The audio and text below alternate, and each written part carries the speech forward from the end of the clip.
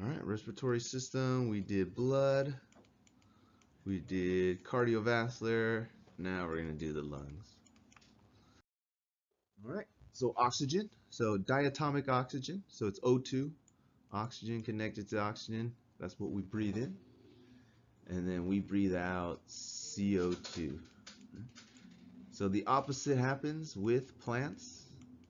Plants take in CO2 and they give off the poison oxygen. So we're actually sucking in poison. Oxygen is actually a byproduct. External respiration. So that's just getting bulk air into your body. But when they talk about internal expiration, that's at the molecular level. So that's going to deal with the molecule hemoglobin. Where can you find hemoglobin? RBCs. And what's required for good hemoglobin? Iron. You need iron. Hemoglobin, there's actually an iron molecule. Trace the path of air. So breathe through your mouth or your nose? Nose. It's recommended you breathe through your nose because the nose does two things to the air you just inhaled.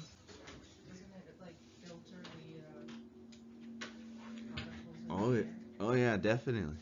So the nose hair will filter some items, but that mucus lining the nasal cavity will trap any particles that you might inhale. The pharynx has three parts. So there's a nasal pharynx, oral pharynx, and laryngeal pharynx. So it connects to your nose, connects to your mouth, and connects to your larynx. So if the pharynx is your throat, what is your larynx? What's the common term for larynx? Windpipe. Very good. So pharynx is the throat. It has three parts. It connects to the nose, the mouth, and the larynx. The larynx is your windpipe. Then you have the trachea. Bronchial tree. And then as they branch smaller and smaller, they no longer have the cartilage to keep them open.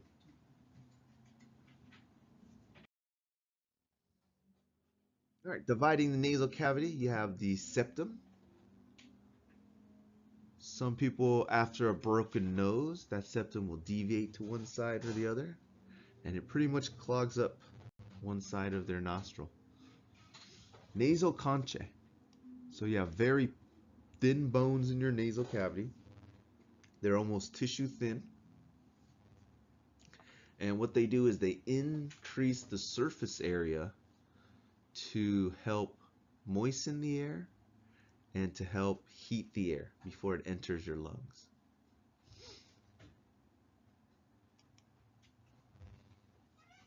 Cilia. So lining your respiratory tract are a layer of cells with little finger-like projections that constantly sweep mucus up and out of your respiratory tract. But if they become damaged, they no longer sweep stuff out, and you can get dust, pollen, bacteria settling deep down into your lungs.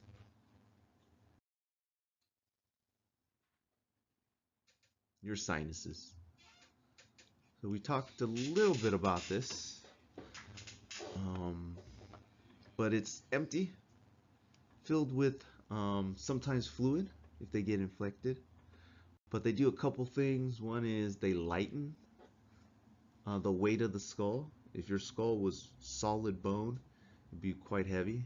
The average head is about 7 to 8 pounds.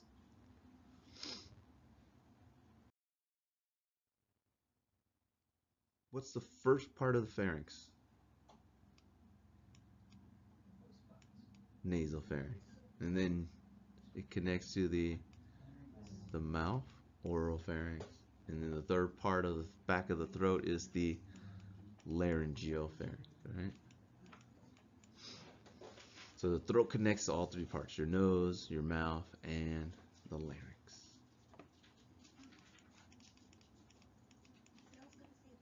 Voice box. Yeah. This one's the windpipe. Did we label it incorrectly earlier? think so. So double check. So larynx is the voice box, because when you get laryngitis, what happens? Yeah, you lose your voice. Yeah, okay. So I think we may have interposed them earlier. Vocal cords, when they vibrate, of course, produce the sound. And then it's the actual shape, cavity of your skull that makes the tone. The glottis. That's just the empty place, the empty space where your vocal cords collide. So what does epi mean? The first layer. It's Above, all right? Yeah. So you have this little flap of tissue right above where the vocal cords slap together, where the glottis is, and that will seal off the airway as you swallow. So what's in front, the windpipe or the food tube? oh, wait. The food. The food tube's in front, or the wind? The windpipe's in front. The windpipe's in front. So every time you swallow, this epiglottis closes off the wind tube. That way food goes to the back. The back tube is your food tube. So it's a poor design, right? So the epiglottis, every time you swallow, has to close off the airway. That way food can go over the windpipe and into the esophagus. So yeah, your wind tube is in front, your food tube is in the back. So it's a poor design. So that's why you have that epiglottis adaptation.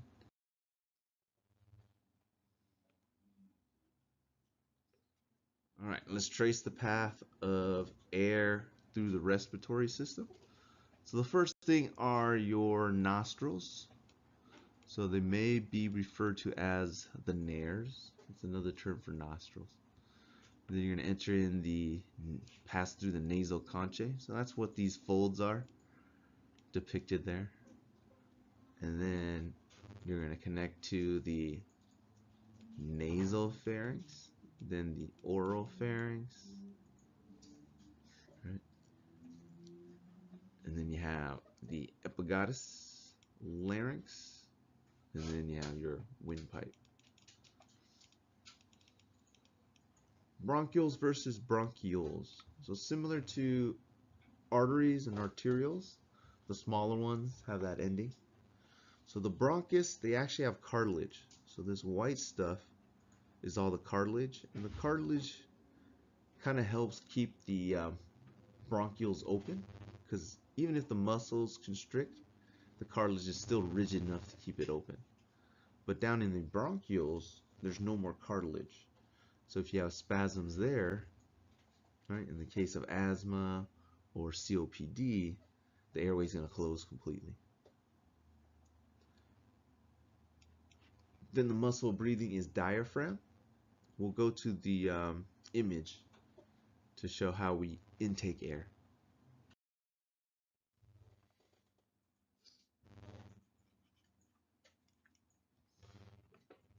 So your trachea, similar to the bronchioles, will have that cartilage rings to keep your airway open. And it's lined with that cilia. So they call that the mucus elevator, because it's constantly sweeping anything trapped in that mucus up and out of your lungs. So here you see the vocal cords. We have true cords and false cords. And the glottis, you can see, is pointing to just the opening. So a lot of times people will mistaking the glottis for the actual vocal cords, but the glottis is just this space right here. So you got your false cords and then your true cords, the part that actually slams together and vibrates.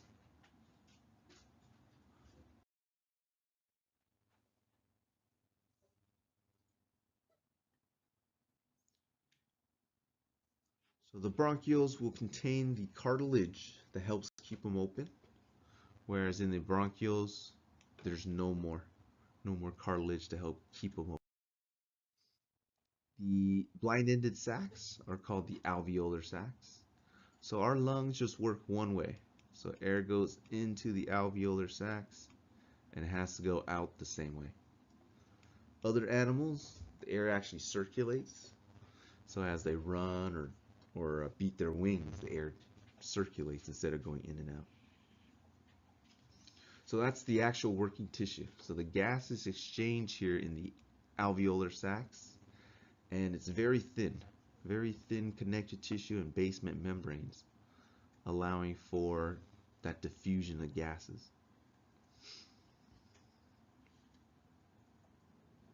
So we got CO2 release, and then oxygen is absorbed. And this is going on simultaneously in the alveolar sacs.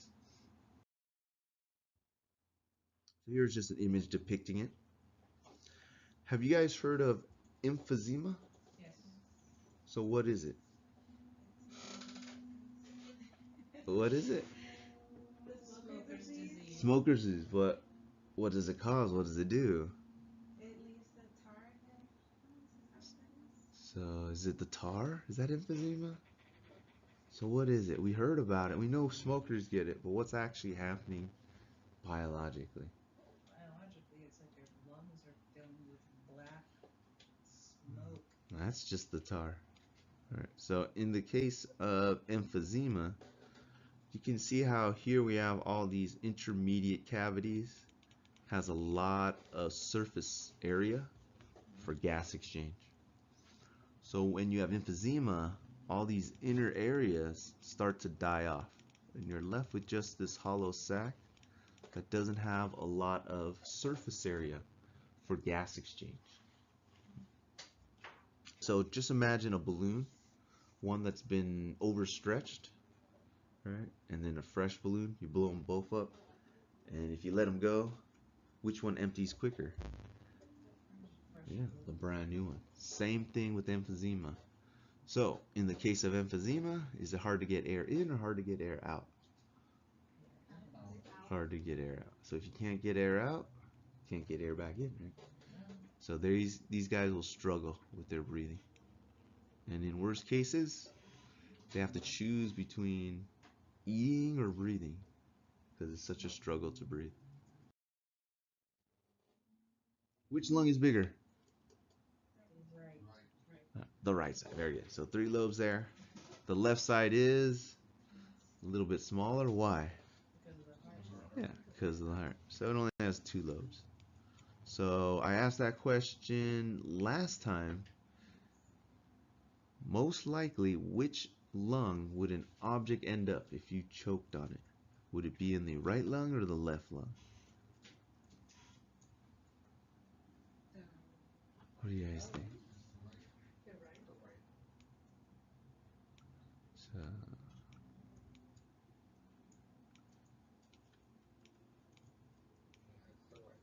So which one has a straighter shot?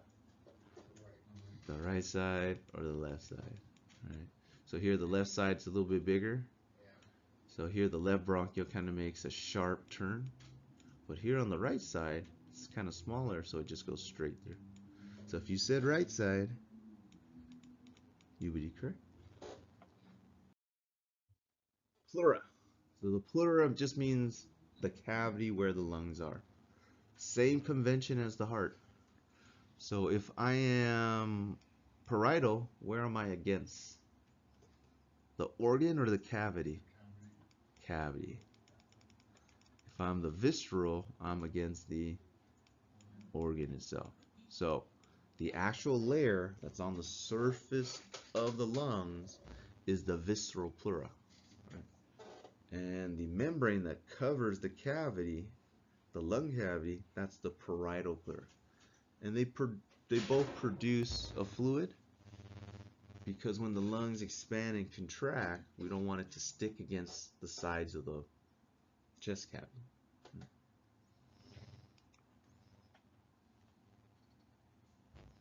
The last organ to develop is usually the lungs, because that's the last organ the fetus will need to use. Because when they're inside the womb, they're inhaling just amniotic fluid.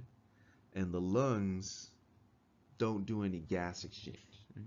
We talked about that hole in the heart. So what's the hole in the heart called? The foramen ovale, right? So that allows blood from the right side of the heart to go directly to the left side of the heart, bypassing the lungs. So another thing that's required for proper lung function is surfactant. So this substance will break down water tension. So water has cohesion effects. So water is like a magnet, it kind of sticks together. So if it's inside the little alveolar sacs, it'll collapse the lungs. Right? So a newborn baby or a preemie baby, where they haven't developed any surfactants, they won't be able to inflate their lungs. So any child that's a preemie most likely will have respiratory therapy. So they'll put surfactants down their lungs just in order for the lungs to even inflate.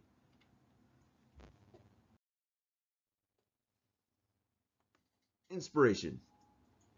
So diaphragm contracts. So what happens when a muscle contracts? Does it get longer or shorter? Shorter. So when you contract muscles, it gets shorter. So just think about it when we go to the image, the diagram.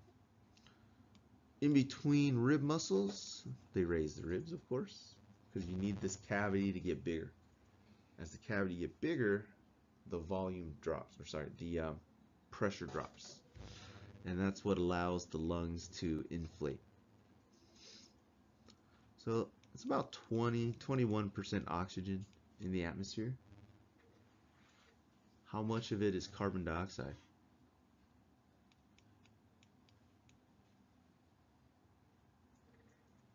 The stuff you're sucking in right now, how much of it is carbon dioxide? Global warming.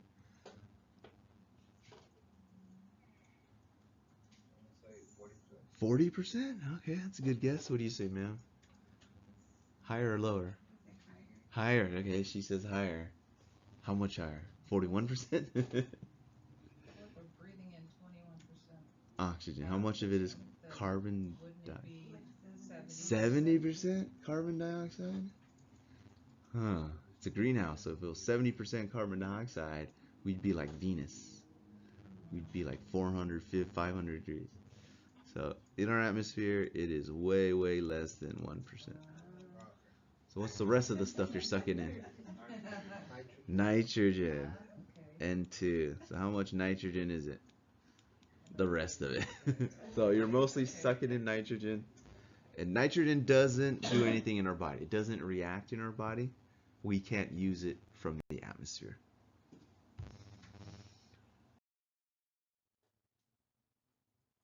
Expiration. So when the muscle relaxes, does it shorten or lengthens? It gets longer, right? So the in-between rib muscles, they lower the ribs. And then we expel the CO2. So how much air are you sucking in and out every time you're breathing? Is it your whole lung capacity? No. What is lung capacity? What's your total lung capacity? How much? How many liters do you think your lungs can hold? Let me give you a hint. Your lungs, they go all the way up to here, and they go all the way down to here. So how many liters? 1 liter? 2 liter bottle of Coke? A Shasta bottle? 2 liters? I want to say 3. I'm not sure. It's about 5 liters. So it's all the way up to here, all the way down there. So that's large capacity. But do you use it every time you breathe in and out? Do you go in? Hopefully not, right? That'd be exhausting. Alright, so here we have the muscle when it's long. Is it contract or relax? Relax, right? Notice the volume of the chest cavity. It's relatively small, right? Now when it contracts, it's gonna get shorter, right? So it'll go down to here, and that chest cavity gets bigger. So that's how we're able to create a vacuum to suck in air.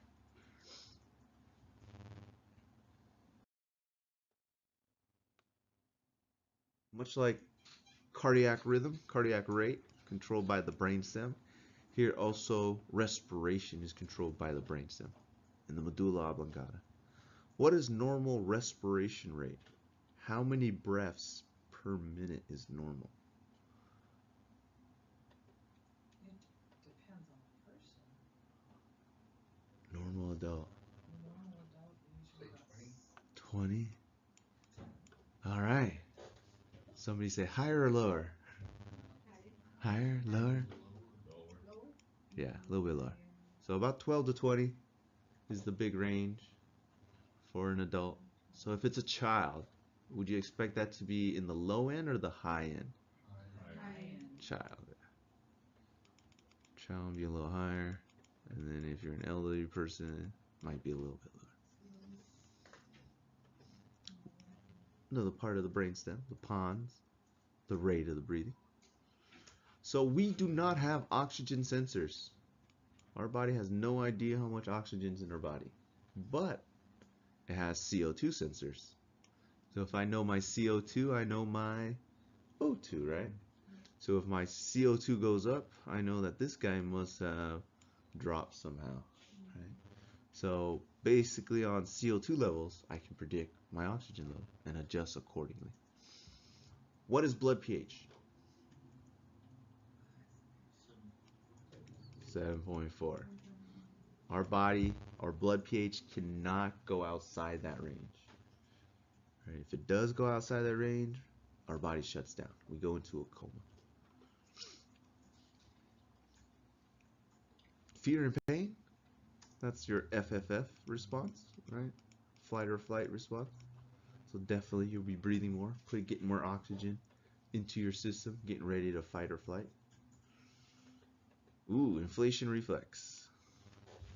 So has anybody jumped in the shower and they accidentally forgot to turn the knob off or on? So it's on that sprayer and the water hits your back. What's the first thing you do? Scream. Right? Or if you jump into an ice cold pond, your first reflex, that cold reflex, is to inhale.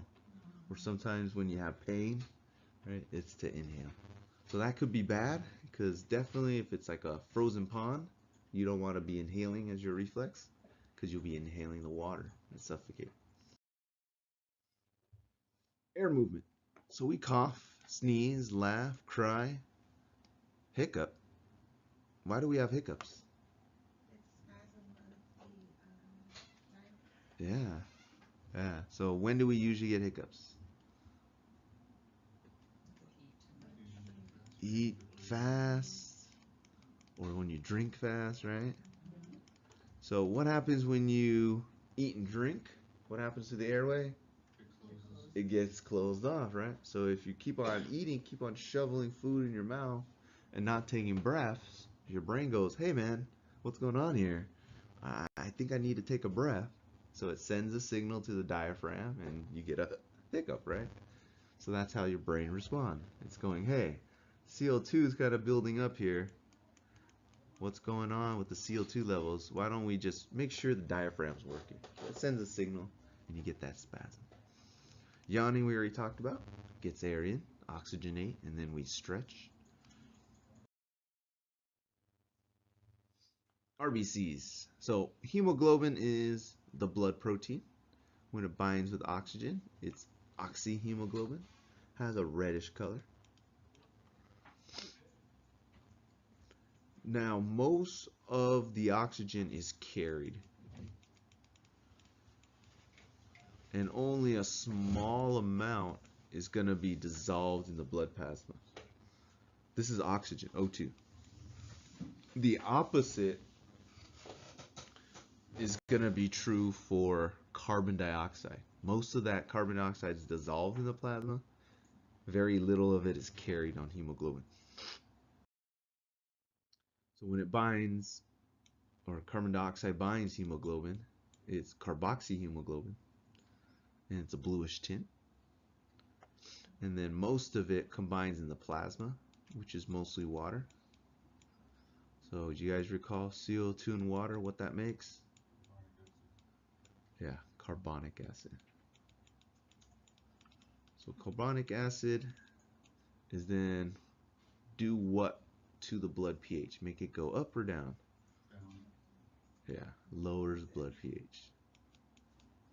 So if you have a lot of carbon dioxide, your blood pH goes down. So if you have a little bit of carbon dioxide, that means you have a lot of oxygen, your pH will go up. So if you hyperventilate, what happens to your blood pH? It becomes basic, right? If you hold your breath, your blood becomes acidic. So the lungs and the kidneys will directly affect blood pH. The lung does this with CO2 and oxygen.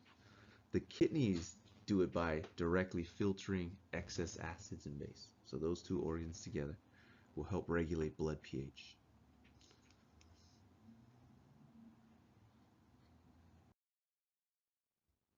Respiratory volume. So very good. We don't use our full 5 liters of lung capacity every time we breathe in and out. So how much do you breathe in and out every time? What volume?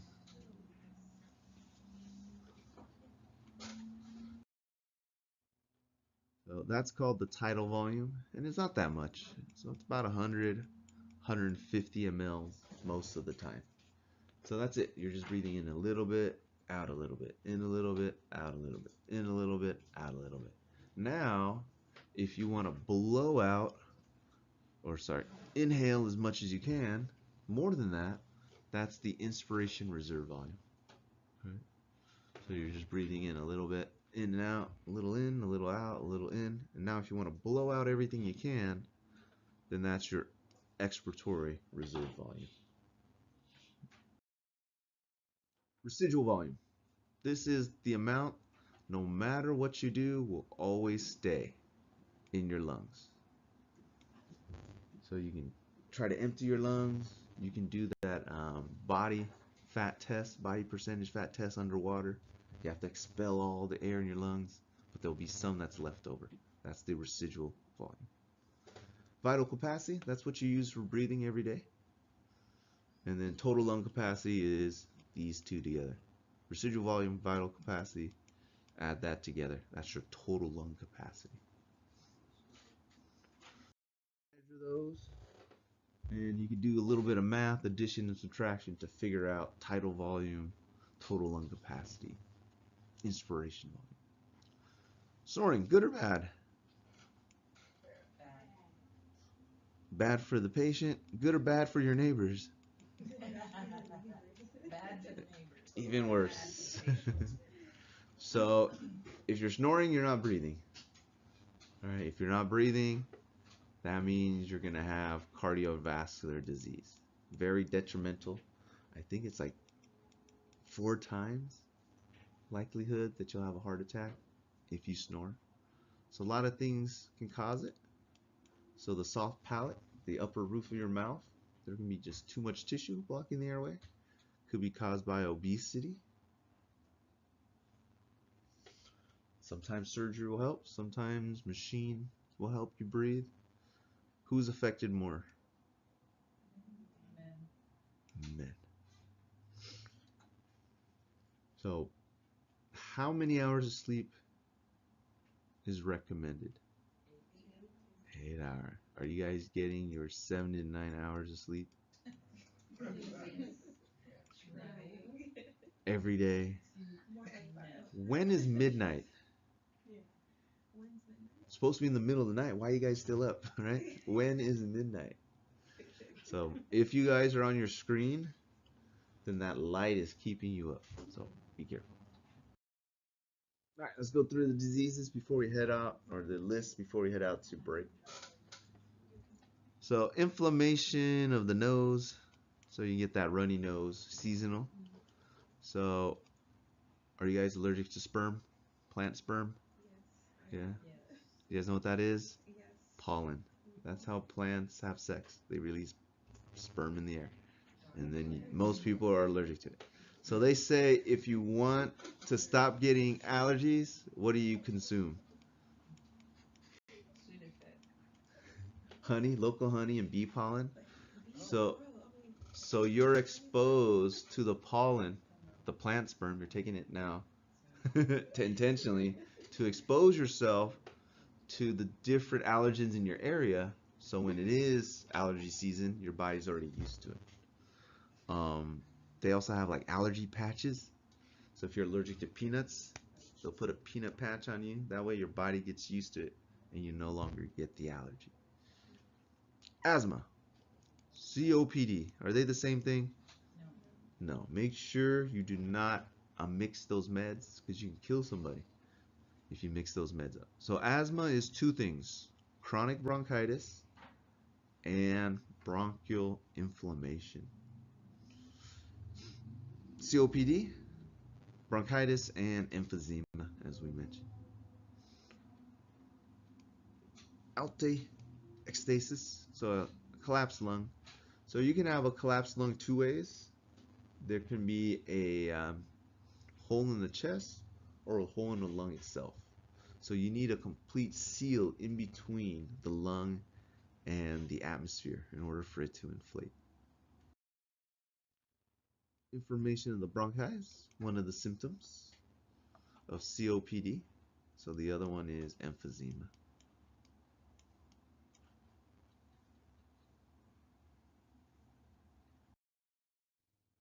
Influenza. What causes influenza? Virus. So don't ask for the antibiotics. They won't give it to you because it's a viral. It's not a bacteria. So every year, why do you have to get the flu vaccine? Didn't I get it already last year? Shouldn't it? Yeah, it changes. So they guess like 4 to 6 months out every year, they start making the vaccine, and by the time it's ready, sometimes it already changed that season, and the flu vaccine becomes less effective. But it's still good to get. It's better than getting the flu. Laryngitis, inflammation of the voice box. Anybody been to the Bronx lately? They had a case of Legionnaire's disease or sick building syndrome. So anytime there's water, there's potential for bacterial growth. So the AC system blows a lot of dry air, and on the roof of these buildings in the Bronx, there's the compressor. You know how air conditioners work? There's always that water dripping. Well, some of those systems were contaminated with Legionnaires. And if you walked within like a few blocks of these buildings, you may have been exposed. So they went out and they tested all of the AC towers to make sure it wasn't contaminated. So if you were in New York a few months, years back, get checked, I guess. So any building can happen. Any building with AC, who knows that liquid source that's blowing into the building. Lung cancer. So it's the constant damage to the lung tissue and their cause to replenish that cause them to become cancerous. So every time you smoke, you're damaging that layer and they have to regrow. You're damaging it, they regrow, you expose them to chemicals, damage their DNA, they can become cancerous. So a doctor can tell if you smoke, how long you smoke, when they look down your throat. They can tell by the scarring. So don't lie to them. Pleurisy. So when the lung cavity gets infected or the lung is sticking to it, you'll have a lot of pain. That's inflammation.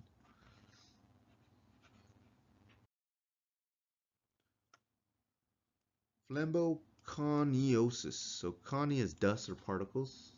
So here you have a lung infection caused by just dust and particles.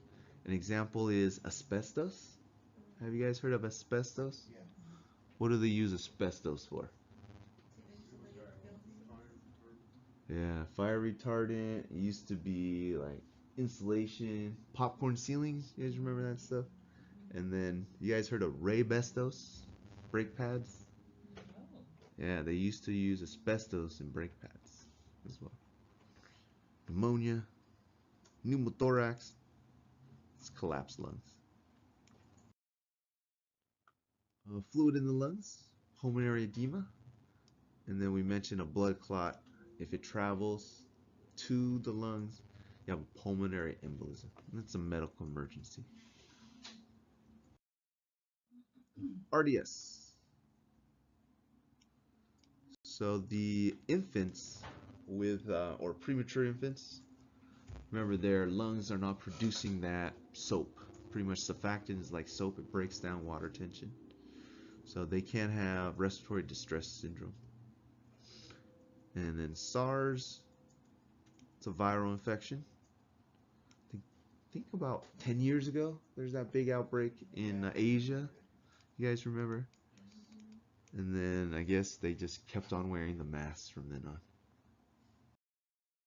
Sinusitis, inflammation of the sinus. And then we got SIDS. So for unknown reasons, some infants will die in their sleep. So it's recommended that you don't put your patient or your infant on their stomach. So they shouldn't be prone. They should always be on their back.